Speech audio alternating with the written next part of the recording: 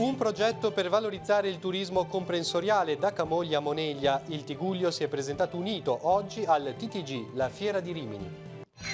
Chiavari, primo incontro tra Comune e Rete Ferroviaria Italiana per il restyling della stazione. L'investimento è di 6,5 milioni di euro, ma i fondi sono da trovare. Di Capua pronti a mettere a disposizione 400.000 euro. Quasi completati gli interventi sul lato sud di Piazza Roma a Chiavari, previsti cantieri anche nel lato nord, disostruito un importante canale di scolo. La religione non diventi un'ideologia, all'udienza il Papa ha parlato di San Paolo, conoscere Gesù ha detto ci spinga ad andare incontro agli altri. Quinta congregazione in Vaticano per il Sinodo dell'Amazzonia, il focus non solo su ambiente ed ecologia, ma anche su carenza di sacerdoti, il ruolo dei diaconi e delle donne. Padre Mauro Armanino, missionario in Niger, mette in guardia: in Occidente il Vangelo non è più pericoloso, abbiamo dimenticato i poveri. Questa sera intervista in Missione Mondo. Compie 35 anni il consultorio diocesano. Per celebrare l'evento è stato organizzato un convegno sul tema le relazioni familiari in una società aperta ad un futuro non ancora scritto. Cogorno mette in piazza i suoi atleti, il villaggio calcio presenta le squadre, l'accordo con la Cogornese, tra gli stand anche volley e ginnastica. Buonasera a tutti e bentornati al nostro telegiornale. In apertura andiamo a Rimini, dove è in corso in questi giorni il TTG, la Fiera Internazionale sul Turismo. Proprio oggi è stato presentato il progetto di valorizzazione turistica del comprensorio del Tigullio da Camogli a Moneglia. Sentiamo. Al TTG di Rimini c'è il Tigullio Unito, presentato oggi il nuovo progetto di promozione del comprensorio a cui stanno lavorando i comuni del Levante. Obiettivi e visioni comuni dunque per attirare nel 2020 i turisti di tutto il mondo.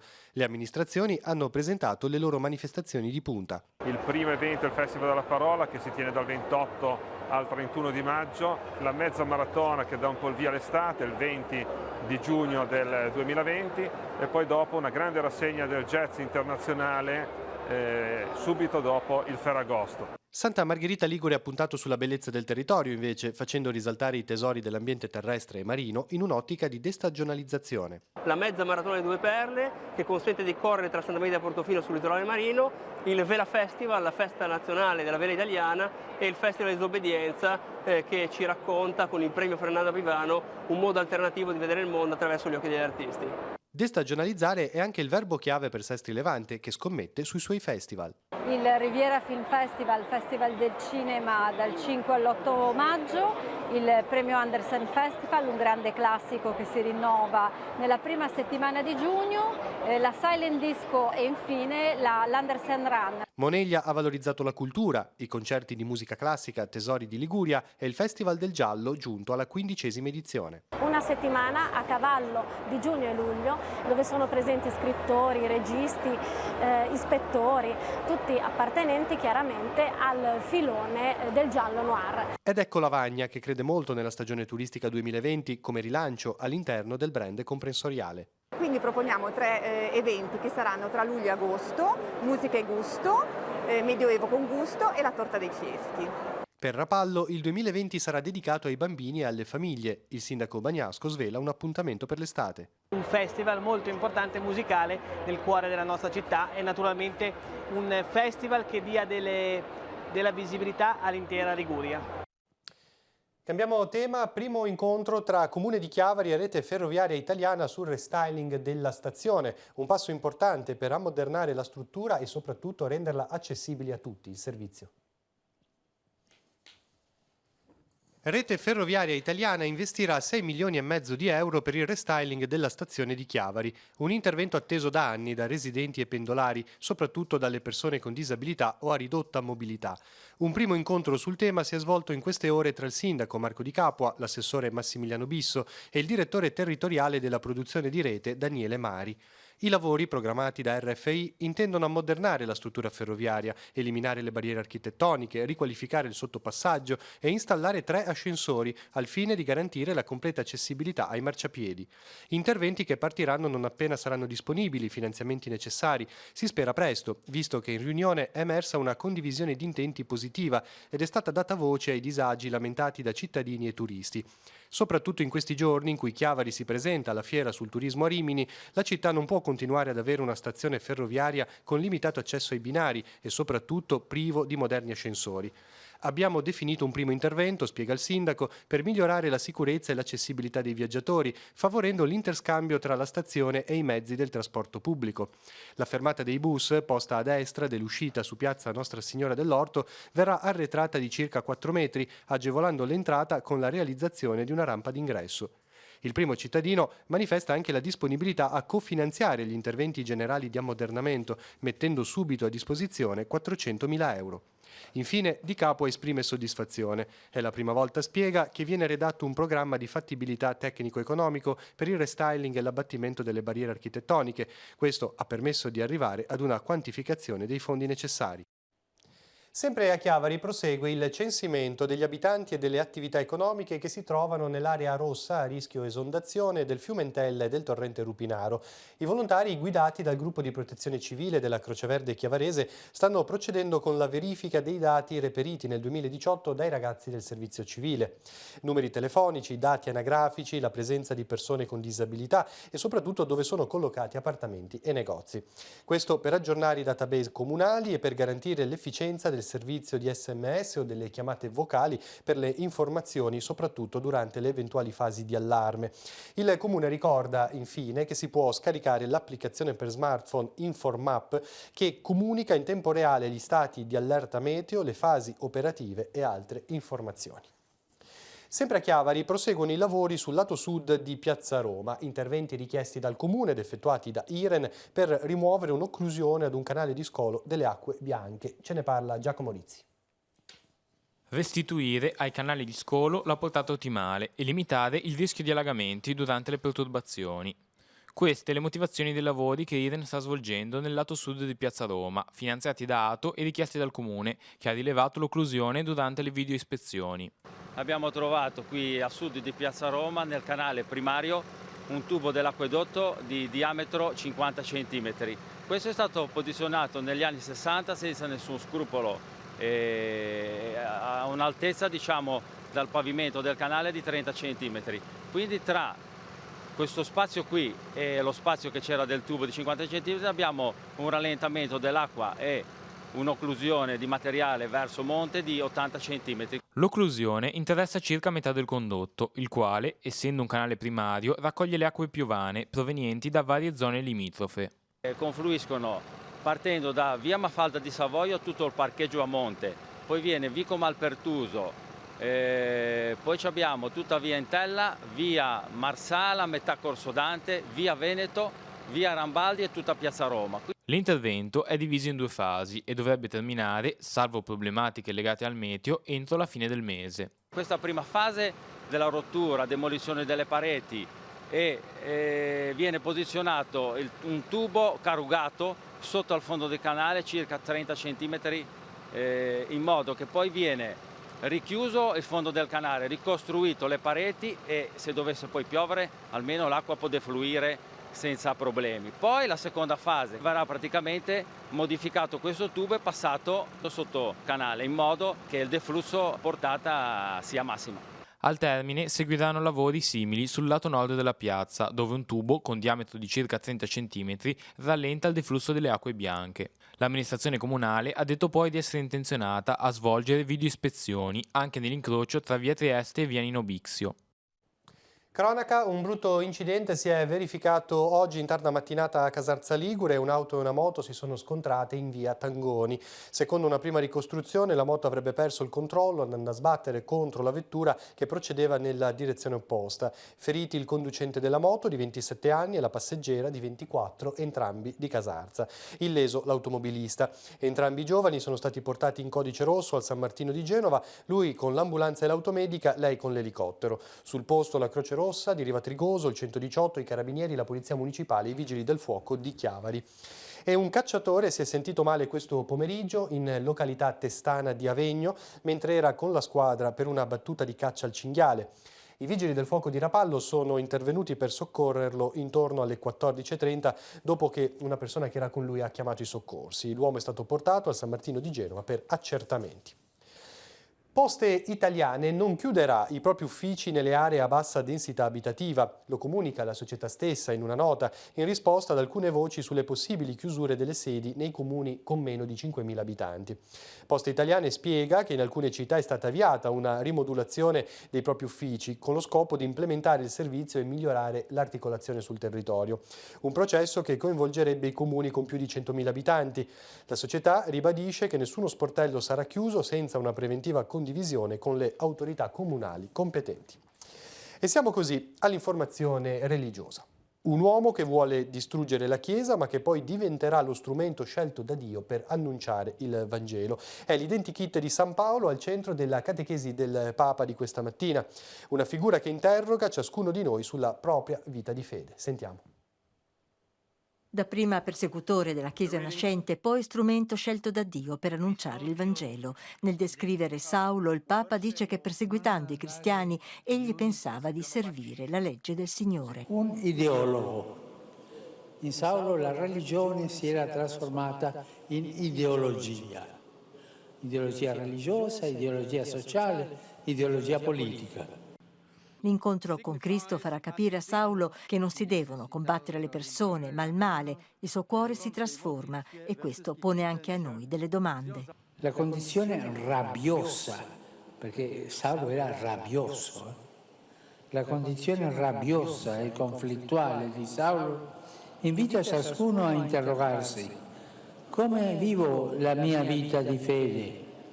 Vado incontro agli altri oppure solo contro gli altri? Appartengo alla Chiesa universale, buoni, cattivi, tutti, o ho una ideologia selettiva?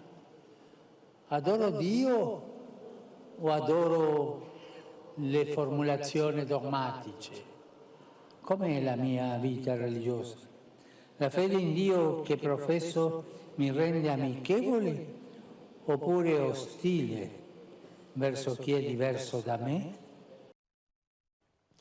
E prosegue il Sinodo dei Vescovi sull'Amazzonia. Questa mattina in Vaticano si è svolta la quinta congregazione. Si è riflettuto di vari temi: lo sviluppo del capitalismo che divora la natura, gli incendi che stanno distruggendo la regione, la deforestazione, ma anche la necessità di affrontare problemi pastorali, dall'evangelizzazione alla scarsità di vocazioni. Sentiamo alcune testimonianze raccolte dalla Radio Vaticana. E l'attenzione a chi l'Amazzonia la vive quotidianamente, nella sua bellezza e nelle sue difficoltà, il punto da cui sono partiti i padri sinodali riuniti da lunedì per affrontare tematiche legate al territorio panamazzonico.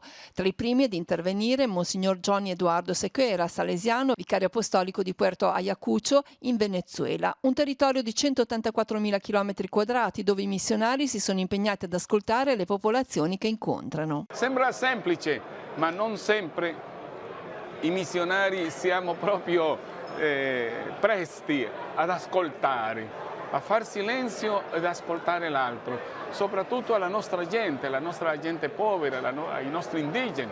Le richieste portate nell'aula del Sinodo riguardano innanzitutto la necessità di affrontare problemi pastorali, dall'evangelizzazione alla scarsità di vocazioni, e il tema della difesa dei diritti delle comunità locali. Noi ci dobbiamo fare eco di queste situazioni qui, perché è interessante che le comunità ci vedano come il miglior alleato nella lotta per i loro diritti. Monsignor Flavio Giovenale, vescovo di Cruzeiro do Sul nell'Amazzonia brasiliana, originario del Piemonte, è salesiano dal 1971 e missionario in Brasile. La sua diocesi è di quasi 130.000 km². Ho fatto la proposta di preti comunitari, cioè di preti che agiscono, sono diocesani, però hanno un'attuazione nelle piccole comunità, sarebbero le nostre parrocchie qua in Italia. Noi abbiamo quasi 130.000 km per 12 parrocchie. Nel suo intervento al Sinodo per l'Amazzonia, Monsignor Giovenale non ha però parlato della difesa del creato e di una ecologia integrale, che sono temi forti del suo episcopato, ma della drammatica carenza di presbiteri in Amazzonia, del ruolo dei diaconi, delle donne nelle comunità cristiane più isolate. Perciò ci sarebbero le due possibilità. La possibilità di preti celibatari e di preti sposati. Abbiamo parlato di ambiente legato all'Amazzonia, ora parliamo di popoli e nel farlo veniamo in diocesi. Questa sera in Missione Mondo alle 21:10 sul canale 15 di Telepace trasmetteremo un'intervista speciale a padre Mauro Armanino, il missionario casarzese della SMA. Il religioso descrive la situazione migratoria del Sahel e la perdita di valori dell'Occidente. Da noi, ha detto in un recente incontro prima della sua partenza, il Vangelo non è più pericoloso perché abbiamo dimenticato di essere dalla parte dei poveri. Sentiamo. L'arca perduta di padre Mauro Armanino, titolo del suo ultimo libro, è il simbolo di un doppio tradimento, dell'articolo 13 della Dichiarazione dei diritti umani, che stabilisce che ogni individuo ha il diritto a lasciare il proprio paese, e dei più comuni principi, soprattutto della navigazione. Per padre Mauro adesso l'arca è inservibile, ma il naufragio in realtà è delle civiltà del Mediterraneo che hanno perso il loro spazio di dialogo e incontro. Porta un esempio, quello della frontiera di Agadez. Con la scusa che il deserto è pericoloso, che in Libia le persone sono torturate, ma non ci si domanda perché siamo arrivati lì. Quindi le politiche occidentali oggi hanno creato questo sbarramento. Immaginiamo, tanto per fare un esempio, se venissero i nigerini, pagassero i nostri politici per dire loro: voi da Firenze non potete scendere. Non so se noi accetteremo questa presenza. Le persone cercano strade alternative nel deserto e così aumenta la criminalità e aumentano le tariffe dei trafficanti. Padre Armanino riflette: le frontiere non si fermano, si vuole soltanto filtrare i migranti. Perché siano poi ostaggio delle nostre economie occidentali. L'80% delle persone che lavorano nell'agricoltura italiana sono stranieri, sottopagati, sottotrattati e cittadini di seconda categoria. In Niger poi la situazione è complicata, dice il religioso. In 7 mesi sono morte 600 persone, 177 nigerini sono spariti nel nulla. Ma allora, aiutiamoli a casa loro, è un principio corretto? È una falsità. In realtà li stiamo derubando a casa loro. Abbiamo smantellato la pesca, vendendo i diritti di pesca ai paesi occidentali, alla Cina e ad altri paesi. Anche le terre vengono comprate per poter produrre quello che noi chiamiamo l'energia pulita, ma che però sottrae terra per la coltivazione e per avere risposte alla grande guerra.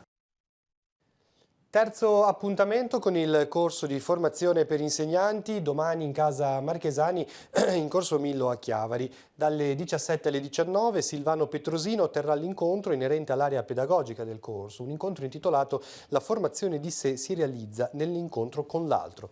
E vediamo ad un altro appuntamento diocesano per domani. Come sta cambiando la famiglia? Quali sfide si aprono per il futuro? Se ne parlerà domani sera a Chiavari nel corso del convegno organizzato dal Consultorio Familiare Diocesano. Si terrà alle 20:45 alla Società Economica.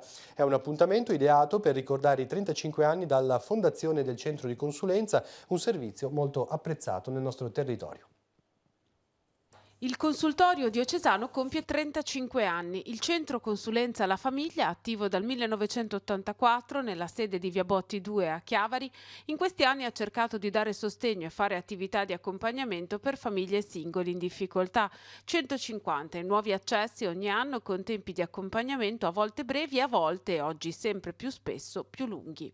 Il consultorio familiare diocesano ha una sua caratteristica perché la figura centrale è il consulente familiare, che è una persona di riferimento che aiuta la persona a fare chiarezza un po' alle problematiche che vive e poi potersi rivolgere a qualche professionista. In 35 anni le situazioni che occorre affrontare sono cambiate.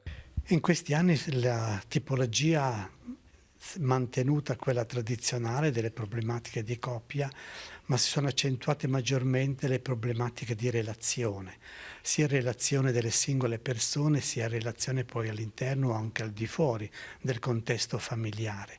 Si sente nel nucleo familiare oggi la contraddizione, la fatica che la società stessa vive, quindi le problematiche sono più accentuate, le problematiche tante volte vanno verso forme più psichiatriche, verso forme più patologiche, quindi richiedono interventi più specialistici e prolungati nel tempo.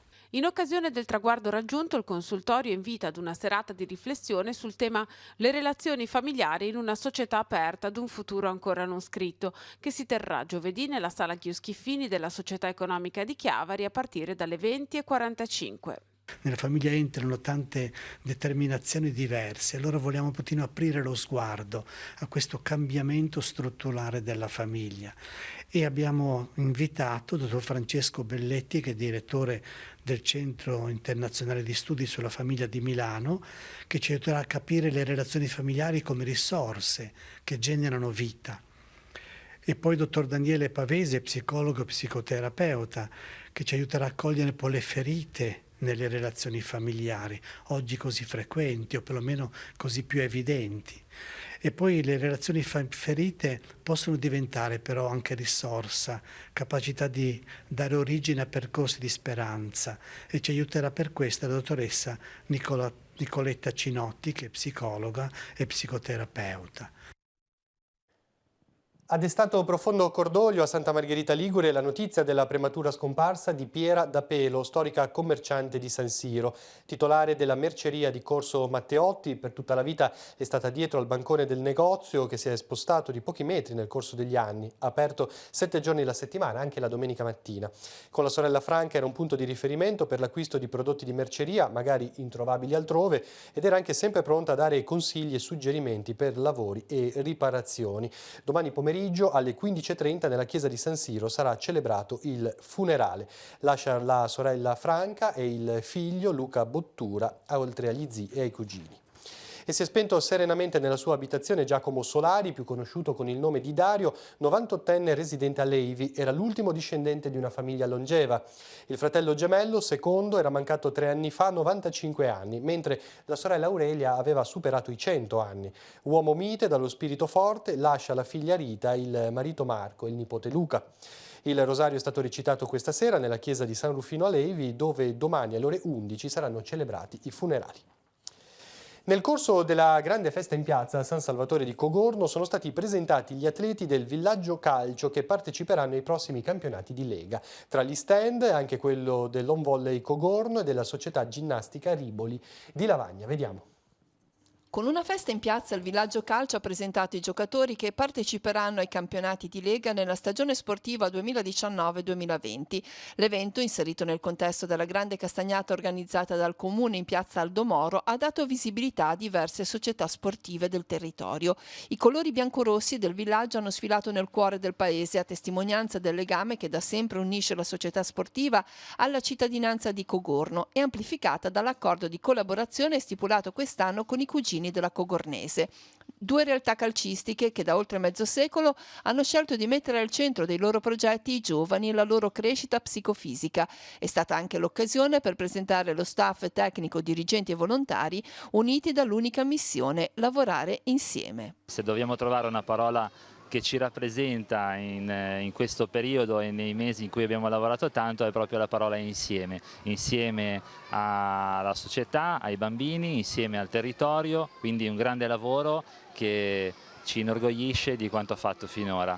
Nel contesto della giornata hanno potuto avvicinare giovani sportivi e altre società del territorio, tra queste l'Home Volley Cogorno, nata come progetto di divulgazione e di insegnamento della pallavolo, le cui attività si svolgono nelle palestre di Cogorno, San Salvatore e Mezzanego. Siamo in collaborazione col CSI di Chiavari, dove abbiamo la Serie D. Io sono una giocatrice della Serie D del CSI e niente, oggi siamo qua a festeggiare questa bella giornata insieme. Reduci dai nazionali a squadra di ginnastica ritmica disputati a Fabriano, erano presenti in piazza anche i dirigenti e gli atleti della società ginnastica Riboli di Lavagna. Da diversi anni, da quando è entrato in funzione il palazzetto di San Martino in pianta stabile, con sia l'agonistica della ritmica, sia iniziato quasi per scherzo il corso dei bimbi piccoli giocando dai 3 anni in su, che comunque risponde molto bene.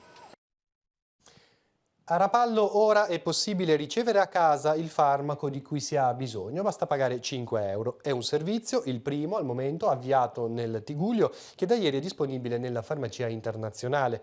Il servizio è collegato ad un numero di cellulare a cui risponde un farmacista. Occorre specificare se si è in possesso della ricetta o meno.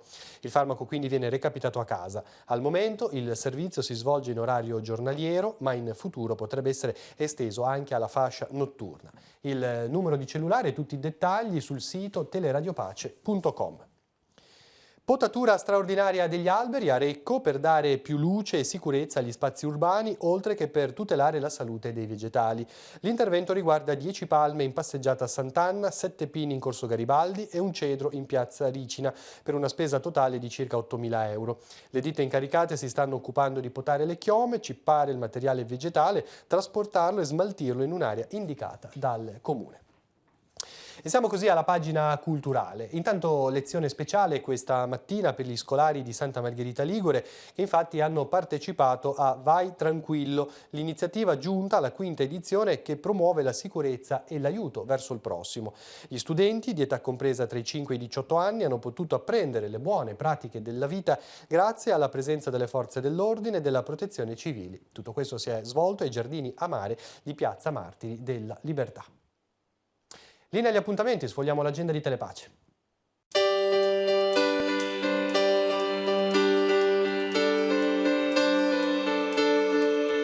Appuntamenti in agenda per giovedì 10 ottobre. La mostra Vernice di fondo di Eugenio Fedesin è visitabile dalle 9 alle 12 e dalle 15 alle 19 nello spazio espositivo Casoni di Piazza San Giovanni a Chiavari. Il Museo Archeologico di Chiavari in via Costaguta è aperto alle visite dalle 9 alle 14. Su prenotazione il personale del museo offre servizio didattico gratuito. Aperto dalle visite anche del Museo del Merletto di Villa Tigullio Rapallo in via Casale 1, dalle 9.30 alle 12. L'ASL 4 ha organizzato un incontro sul tema Comunicare l'incomunicabile, i luoghi del dolore e della speranza, dalle 10 alle 12 in via GB Ghio a Chiavari. Un secondo incontro dal titolo Il teatro della vita, esperienza di un gruppo terapeutico, dalle 15 alle 18 in Largo Pessagno. Iniziano gli appuntamenti dell'Associazione Italo-Britannica di Chiavari. Alle 16.30 al Caffè de Filla Anita Whitefield terrà l'incontro English Tea and Guided Conversation. Alle 18 Open Day per i laboratori teatrali organizzato dall'Associazione Media Quality al Teatro Comunale di Cicagna, rivolti a tutti coloro che intendono avvicinarsi al mondo della recitazione. Come ogni giovedì, l'incontro per aiutare le famiglie con problemi legati all'alcol al Centro Benedetto Acquarone di Chiavari, organizzato dall'Associazione Regionale Club degli Alcolisti in Trattamento. L'inizio è alle 20. All'interno del Sibelius Festival, piano recital di Giovanni Alvino, che porterà musiche di Rachmaninov, Ravel, Sibelius e Debussy all'Auditorium San Francesco di Chiavari. L'inizio è alle 21. Proseguono a Genova gli incontri dedicati al percorso formativo sull'adozione. Alle 21 in piazza San Matteo 3 l'incontro Adozione e Affido, due volti dell'accoglienza, con Marcello Grosso, psicologo dell'ASL 3 genovese.